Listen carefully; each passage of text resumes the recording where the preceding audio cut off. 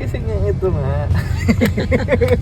So, POV testing. Papunta kami ngayon sa Mabuhay Craft Coffee sa San Juan. So, test natin yung I'm here location, yung geolocation niya. Verifying. So, failed kasi we're still 1,195 meters away. So, it's failing. So, later try natin i-check yung geolocation niya if kapag nandun na tayo, papapasukin niya na tayo. For authentic reviews. Okay.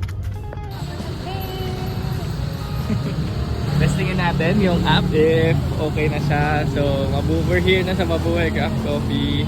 Yan. I'm here, verify location, and boom! Gumana siya mga kamabuhay. Okay. Gumagana, let's go!